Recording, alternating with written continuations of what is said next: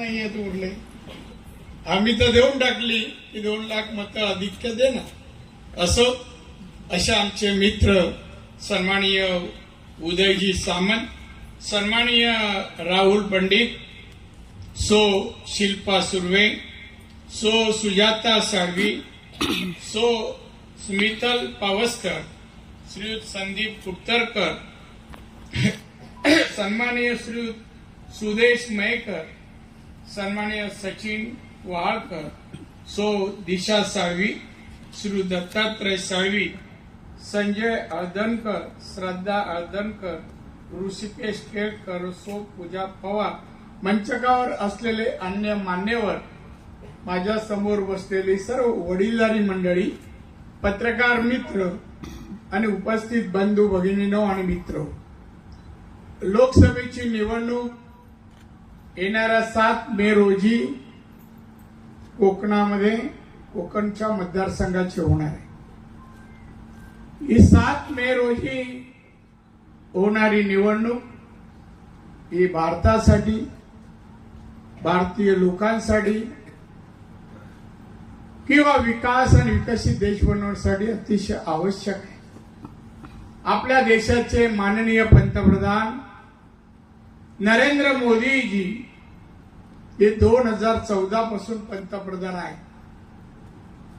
गेल्या 10 वर्षात त्यांनी भारताचा पंतप्रधान म्हणून जो कारभार सांभाळला आणि भारताचा जो विकास, सर्वांगीण विकास केला, जगाच्या पाठीवर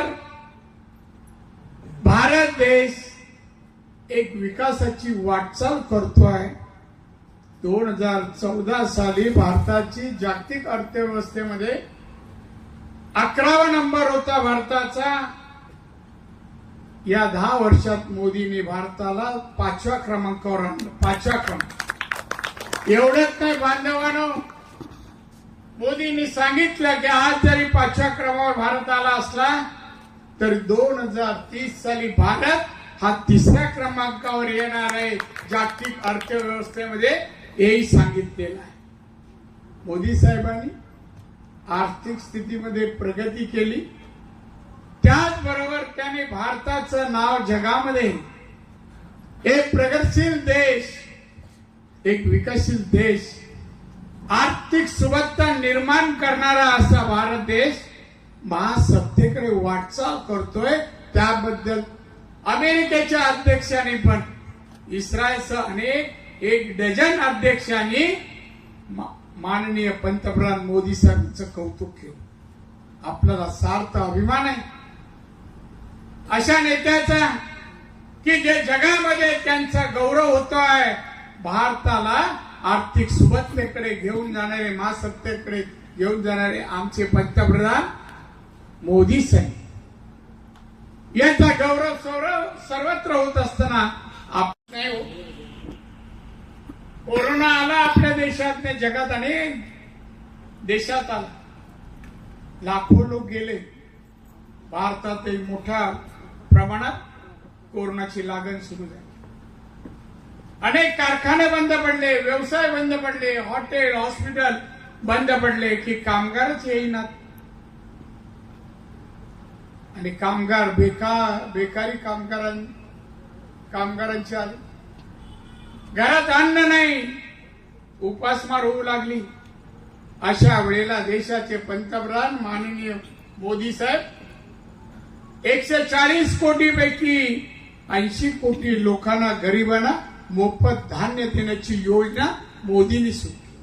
मोदी ते किती योजना सुरू केली? 54 योजनेची यादी आहे माझ्याकडे. 54 इथे सांगायला लागलो तर पुढच्या मीटिंग पोस्टपोन करावं. हा देश 140 कोटी जनतेचा देश, ग्रामीण भागात आमच्या महिलांना शौचालयाची आवश्यकता होती. महिलांना काळोख पडेवर थांबावं लागत, नंतर जंगलात जायच्या. मोदी त्याच वेळेस सांगितलं भारत स्वच्छ देश बनवणार, महिलांची अडचण मी दूर करणार. 11 कोटी 72 लाख शौचालय मोदींनी 10 वर्षात बनवले. 10 वर्षात ही मोदींची गॅरंटी. एवढंच काय, मोदीने नंतर सांगितलं होतं की मी जनतेला माझ्या ग्रामीण असो शहर असो मी नळाने पाणी देणार. ज्यांना पाणी नाही मिळत यांनी तर काही विहिरीवर पाच 5 किलोमीटर जाऊन काही ग्रामीण भागातल्या महिला पाणी भरत होत्या. मोदींनी 8 कोटी घरांना नळाने पाणी दिलं. 8 कोटी. एवढंच का, अनेक लोकांना घरं नव्हती, छप्पर नव्हतं डोक्यावर, गरिबांना घरं नाही, पावसात भिजत काढायचे कुठेतरी फुटपाथचा दिवस. अशा 3,75,000 कुटुंबांना मोदींनी पक्की घरं दिली. पक्की. हे असे आमचे पंतप्रधान. उज्ज्वला गॅस म्हणा, त्या घरामध्ये आजारी व्यक्ती पडला आणि पैसे नाही आहेत उपचाराला, मग अशा वेळेला गरीब काय करणार. मोदी साहेबांनी आयुष्यमान भारत योजना सुरू केली. 5 लाखापर्यंत कुठल्या रोगाला उपचार करायला 5 लाख त्या घरच्या माणसाच्या अकाउंटवर जमा. 5-5 लाख अशा 54 योजना बांधवनं मोदी साहेबांनी या योजना देताना जात पात धर्म पंथ नाही पाहिला. 80 कोटी जनतेमध्ये सर्व धर्माचे लोक, हिंदू आहे, मुसलमान, कॅथलिक आहे, बौद्ध आहे, सर्व धर्माचे लोक आहेत. शौचालय बांधताना असं लिहिलं नव्हतं अमुक जातीच्या लोकांसाठी महिलांसाठी शौचालय नाही, सर्वांसाठी. पाण्याचं नळ दिला तोही सर्वांसाठी. घरं दिली तशी. मोदी साहेब जात पात धर्म मानत नाही, माणुसकी हीच एक जात. मोदीजींनी यावेळेला 4 जाती सांगितल्या. कोणत्या 4 जाती? 1 महिला, 2 युवा, 3रा शेतकरी आणि 4था गरीब. या 4 जाती. ते म्हणतात मला 4 जाती माहिती आहेत, मला भविष्यात मी परत पंतप्रधान झालो तर या 4 जातींसाठी मी देशात काम करणार आणि महिलांचे प्रश्न, महिलांचं सबलीकरण, महिलांना कुठली अडचण जीवनामध्ये येऊ नये, सुख समाधान आनंदाने त्यांना जीवन जगता यावं. आज अमेरिकन देशात जगतायत. पर कॅपिटल इन्कम दरडोई उत्पन्न 54 लाख आहे अमेरिकेचं. चायनाचं 36 लाख आहे. सिंगापूर 26 लाख आहे. आमचं 2 लाखाच्या आत आहे. ते महिलांचं वाढवणं, महिलांना रोजगार देणं, शेतकऱ्यांचं उत्पन्न वाढवणं. वर्षाला 6,000 रुपये शेतकऱ्याच्या अकाउंटवर जातात खताला वगैरे. शेतकरी नुसतं भात, सोयाबीन, गहू अशी जी पिकं घेतात ना, त्या पिकांपासून प्रोसेसिंग युनिट माध्यमातून बाय प्रोडक्ट काढण्यासाठी आधुनिक टेक्नॉलॉजीद्वारे आज नवीन उत्पादन करावी. देशात परदेशात मार्केटिंग करावं, एक्सपोर्टिंग करावं, यासाठी मार्गदर्शन केलं जातं. माझा विभाग करतो. माझ्याजवळ 8 कोटी उद्योग आहेत. Micro, small and medium. 18 कोटी कामगार आहेत. महिला उद्योग याच्यामध्ये 29%, मला 45% पर्यंत महिला न्यायचे. तर देशात 50% महिलांची संख्या देशात 50% आहे, पुरुषांची 50, महिलांची. मग बरोबरीने प्रगती व्हावी म्हणून भारत, मोदींचा देश, आपला देश त्या दृष्टीने प्रयत्न करत. मला एवढंच सांगायचं. ते मी का सांगतोय? नुसतं मत देण्यासाठी मी एवढं बोलत नाहीये. आतापर्यंत गेल्या 2.5 वर्षात देशात मी जे काम केलं, गेल्या 34 वर्ष कोकणाने महाराष्ट्रात जे काम केलं तुमच्या समोर ठेवलेलं आहे. माहित आहे तुम्हाला. असा विकास आमच्या उदय सामंत घेऊन, दीपक केसरकरांना घेऊन, तुम्हा सगळ्यांना घेऊन हा कोकण, हे रत्नागिरी एक भारताच्या नकाशावर, महाराष्ट्राच्या नकाशावर एक प्रगतशील शहर, एक मॉडर्न शहर, लोकांना तिथे फिरायला आवडेल, मार्केटिंग करायला आवडेल, राहायला आवडेल, पण दुसऱ्याची माणसं राज्यातली ती राहू शकतील असं वातावरण निर्मित हे शहर घडवण्याचा आम्ही प्रयत्न करू. शहराला निसर्ग चांगला आहे. समुद्र किनारा रत्नागिरी जिल्हा आहे. सिंधुदुर्ग जिल्ह्याला ते 121 किलोमीटरचा समुद्र किनारा आहे. या दोन्ही जिल्ह्यांना प्रगतीसाठी फार स्कोप आहे. आता इथे एक मुद्दा, राहुल गांधी सध्या भारतात फिरतायत, सांगतायत हमारी सत्ता आ जाएंगी, हम 1 लाख हर फॅमिली को देगी. कुठून आणशील रे बाबा 1 लाख? किती कुटुंब आहेत? 140 कोटी जनता तुझे देणार का सरकारचे देणार? तो म्हणे सरकारचे. येणार का सरकार? आता खासदार किती आहे? 50. त्यात आता बाजूला आले का माहित नाही. त्यांचे किती? 5. आता या निवडणुकीनंतर 0 होणार त्यांचे. पवार साहेबांचे किती आता आहे? 3. 50, 55, 58 खासदार आहेत. आमच्या आत्ता 303 आहे मोदी साहेबांचे. अरे शक्य तरी काय तुमची सत्ता यायची? पण थापा मार, हम ये देंगे, वो करेंगे. कशी करशील? 65 वर्ष देशात सत्ता काँग्रेसची होती. गरिबांना घर दिली, गरिबांना धान्य दिलं. काय दिलं गरिबांना? गरिबी या देशात 65 वर्षात शिल्लक का ठेवली? काँग्रेसवाल्यांनी, राहुल गांधींनी उत्तर द्यावं. का शिल्लक ठेवली? मोदींनी 10 वर्षामध्ये भारताला 11 क्रमांकावर 5व्या क्रमांकावर आणलं. लोकांचा पर कॅपिटल इन्कम वाढला, दरडोई उत्पन्न वाढवलं. ते तुम्हाला का नाही शक्य झालं? आज भारताचा जीडीपी वाढतोय. एक्सपोर्ट, माझ्या खात्याचा जीडीपी, भारतीय जीडीपी मध्ये 30% वाटा एमएसएमईचा आहे. एक्सपोर्ट 45% आहे. हे का नाही केलं तुम्ही? का स्थानिकांना अमेरिका, चायना, जपान, जर्मनची टेक्नॉलॉजी इथे का नाही ओळख करून दिली? त्याचा उल्लेख आमच्या उदय सामंतांनी दिला. मी सिंधुदुर्गात एक टेक्निकल सेंटर चालू केलं. 200 आधुनिक टेक्नॉलॉजीचं माहिती, प्रशिक्षण आणि ओळख लेटेस्ट मशीनची तिथे करून दिली जाणार. इंजिनिअरिंग आणि फूड प्रोसेसिंग. आपल्याकडे आंबा, काजू, नारळ, सुपारी, करवंद, फणस बरेच फळ आहेत. पण आंबा काही प्रमाणात एक्सपोर्ट होतो, मँगो फल होतो. बाकी काय? पाऊस पडला का वाया जातो. पण त्यांच्यापासून अनेक बाय प्रोडक्ट बनवू शकतो. आहेत मशिनरी आपल्याकडे. आपण आता आणतोय या ट्रेनिंग सेंटरच्या माध्यमातून नागरिकांना, तरुणींना ओळख करून देतो. मी रत्नागिरीला पण 200 कोटीचा ट्रेनिंग सेंटर यांच्या मागणीप्रमाणे मी या ठिकाणी देणार. इथल्या महिला उद्योजक व्हाव्या. नुसत्या टाळ्या मारून काय होणार नाही. महिला उद्योजक व्हाव्या. तरुणांनी नोकरीपेक्षा उद्योजक व्हा. उद्योजक. आज देशात जास्त उद्योजक कुठे आहेत?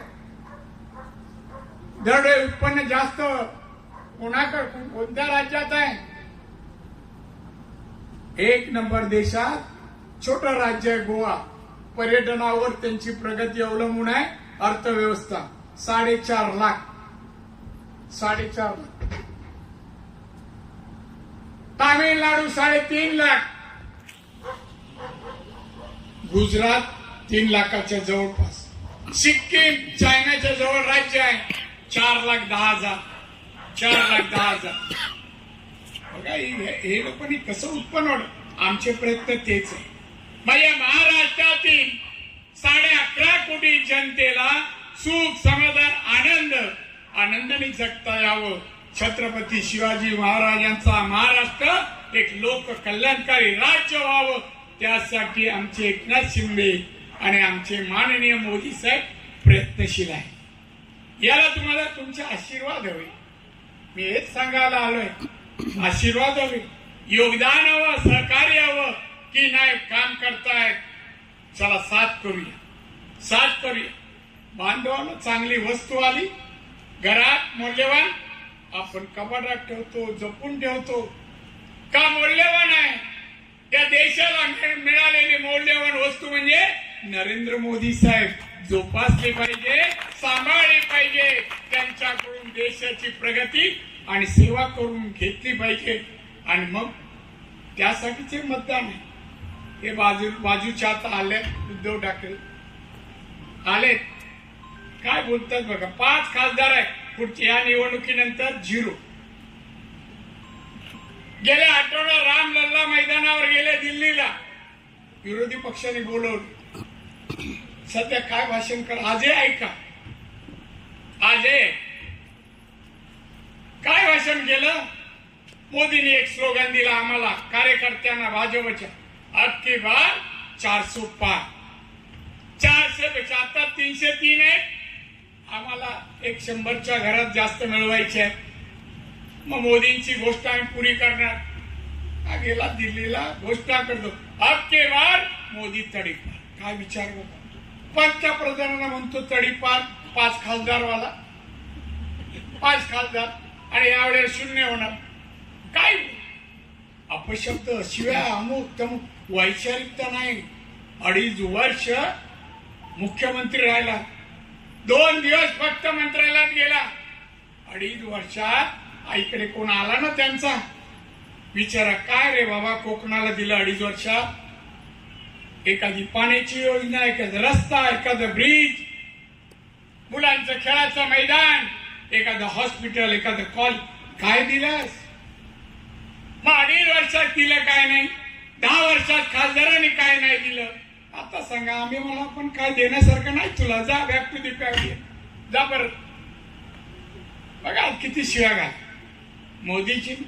आपण मोठ्या माणसाला काय बोलत नाही, आर्ग्युमेंट करत नाही, उलडवड सोडा. कोकणाचे कल्चर आहे हा, काही बोल काही. जायला थोडे दिवस आहेत बाहेर, जायला हवा खायला.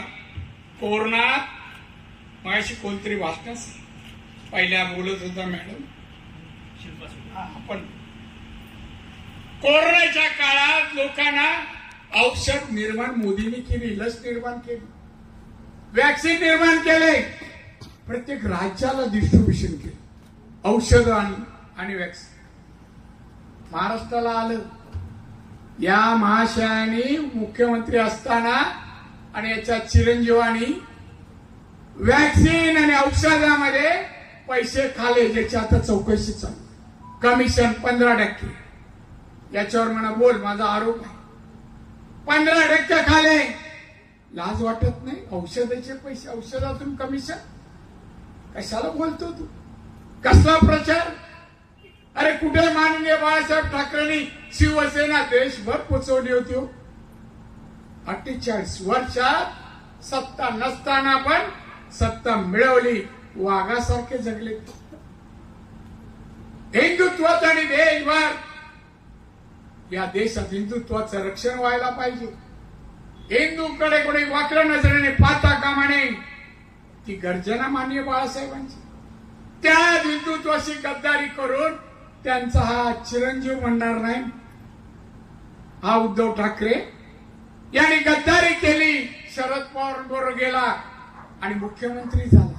हिंदुत्वाशी गद्दारी करून, कर्तृत्वावर नाही, पुरुषार्थाने नाही. कारण शरद पवार सर्व धर्म समभाव, हिंदुत्वाचा त्यांचा संबंध नाही, काँग्रेसचा संबंध नाही. त्यांच्यावर जाऊन मुख्यमंत्री झाला. आणि मग आता प्रचाराच्या विरोधात बांधून एक मत मिळतं का? थापाड्या लोकांना एक मत मिळतं. आम्ही या जिल्ह्यातलेच आहोत. मी काय उदय काय, माझा जन्म सिंधुदुर्गात झाला. आणि मी जेव्हा जेव्हा मला संधी, मुंबई महानगर नगरसेवक म्हणा, बीएसटीचा चेअरमन म्हणा, आमदार, खासदार, मंत्री, अनेक खात्याचा कारभार, मुख्यमंत्री, विरोधी पक्ष नेता, परत आमदार, खासदार आणि आता मंत्री, ही सगळ्या पदाचा उपयोग या महाराष्ट्राच्या, कोकणाच्या, देशाच्या जनतेसाठी केला. जनतेसाठी जनते कोण नाही आरोप करू शकत आमच्यावर. आणि म्हणून सांगतो, आम्हाला या कोकणी माणसाने मला अर्धा डझन वेळेला निवडून दिलं विधानसभेला. प्रचार न करता मी महाराष्ट्रात फिरायचो प्रचाराला. मी सिंधुदुर्गात जायचे, लोक दादा इथे येऊ नका, तुमची गरज महाराष्ट्रात आहे, आम्हाला तुम्ही आमदार पाहिजे, निवडून द्या. 6 वेळा निवडून. आणि म्हणून मला अशा माझ्या नागरिकांची, मतदारांची सेवा करायची आहे, सुबत्ता त्यांच्या जीवनात आणायचे, सुखी आणि समृद्ध माझा कोकण करायचा आहे. लोकांनी म्हटलं पाहिजे कॅलिफोर्निया काय, कॅलिफोर्नियापेक्षा कोकण छान, असे उद्गार लोकांनी जगातल्या देशातले काढावे.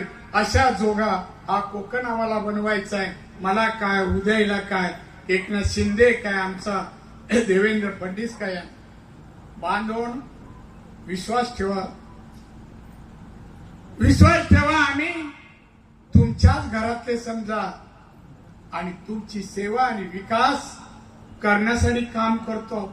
हे मत मागतोय काय नाही. मग मी किती वर्ष, मोर दॅन 35 इयर्स मी मिनिस्टर आहे राज्यात आणि आता केंद्र.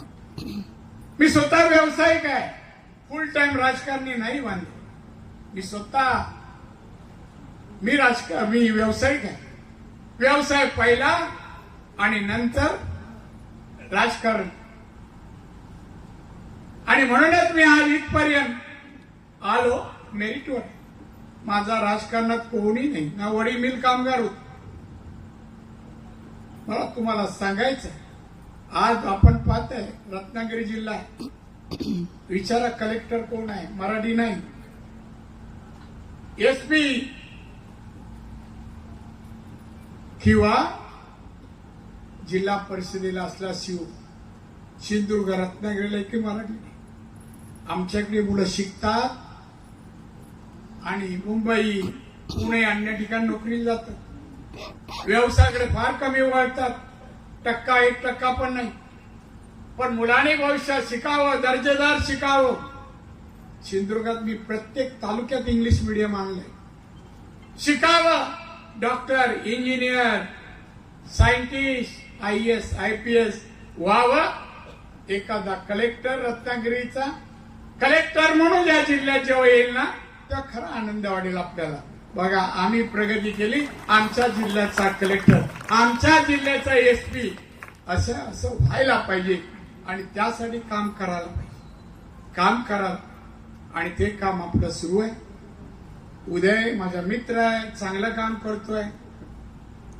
यांच्या सानिध्यात होता, एक मीटिंग मध्ये बसला होता, की फोन केला, उदय उठ आणि प्रगतीकडेचा मार्ग सुरतकडे जा.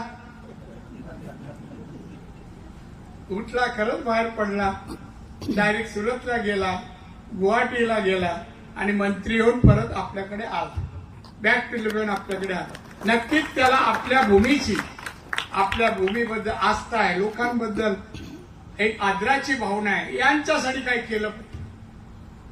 आम्ही जेव्हा परदेशात फिरतो किंवा अहमदाबाद सारख्या शहरात जातो, वाटतं अहमदाबाद सारखं रत्नागिरी का नाही, कुडाळ का नाही. आणि ते पडण्याचा आम्ही प्रयत्न करू. तुम्ही फक्त आशीर्वाद आणि 7 तारीखला न चुकता कमळावर मतदान करा. जसं त्यांनी सांगितलं 2-2.5 लाखांनी. माझी एक सवय आहे, चांगली वाईट तुम्ही ठरवा. खाईन तर तुपाशी, नाही तर उपाशी. मत 2-2.5 लाख पेक्षा जास्त मिळाला पाहिजे, तरच मला जिंकल्यासारखं वाटेल, तरच मला काम करताना उमेद होईल, प्रेरणा येईल आणि मी काया पालट या रत्नागिरीचा, सिंधुदुर्गाचा करू शकेन. चला, मला शुभेच्छा द्या. 7 तारखेला तुम्ही नातेवाईक, मित्रमंडळी यांनी भरघोस मतदान करा आणि मला विजयी करा. मी तुमच्या सेवेला कटिबद्ध आहे. जय हिंद, जय महाराष्ट्र.